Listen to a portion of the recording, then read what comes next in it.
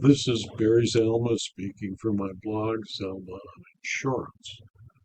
Today we're going to speak about a certificate of liability insurance is not policy. It's just evidence that a policy may exist somewhere. And liability insurance provides no coverage for damage to the insured's property because it only protects against the insured's responsibility to others. And without evidence of a contract with the plaintiff, there is no insurance. In a case entitled Erica T. Itzhak versus Briarwood Insurance Services Inc. and Atlantic Casualty, the New York Supreme Court Appellate Division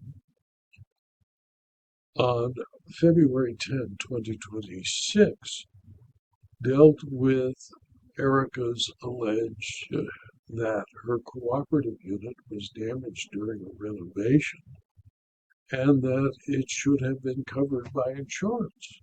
The complaint, however, did not specify who caused the damage, nor did it clarify the relationship between the plaintiff, Atlantic Casualty Insurance Company, and Briarwood Insurance Services Inc., or provide details regarding which party was insured by Atlantic or Briarwood.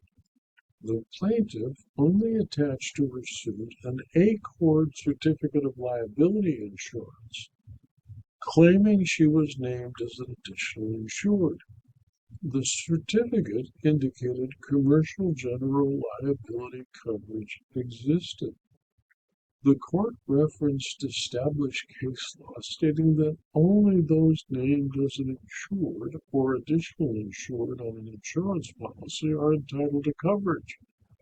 The burden always falls on the party claiming coverage to prove they are covered by the policy. Additionally, a certificate of insurance is not a contract to insure and cannot conclusively prove coverage, especially when it includes a disclaimer that it is issued for informational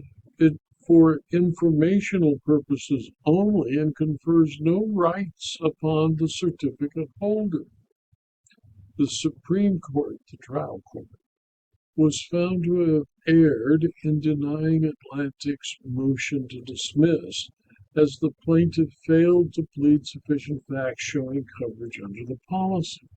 The certificate of insurance attached to the complaint was insufficient evidence, as it neither constituted a contract nor confirmed the existence of coverage.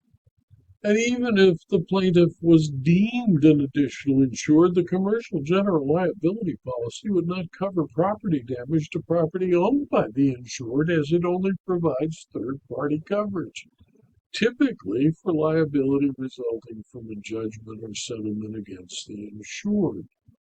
The appellate division therefore unanimously reversed the Supreme Court's order granting Atlantic Casualty Insurance Company's motion to dismiss the complaint that was filed against it. In my opinion, insurance is, as I have stated multiple times, a contract. The plaintiff sued an insurer claiming to be an insured of Atlantic, but did not produce the contract, nor did she allege that the contract even existed.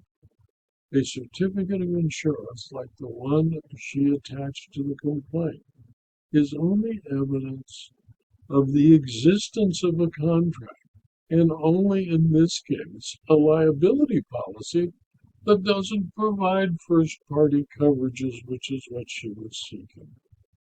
This video was adapted from my blog, Zalma on Insurance, which is available free to anyone who clicks on the URL zalma.com/blog.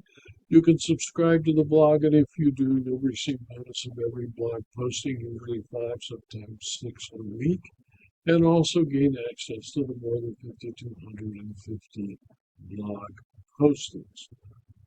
Please tell your friends and colleagues about this blog and these videos so that they too can subscribe. They're free. And if you're interested in further detail about insurance, insurance claims, insurance law, and insurance fraud, please consider for a very small fee subscribing to my Substack publications. Thank you for your attention.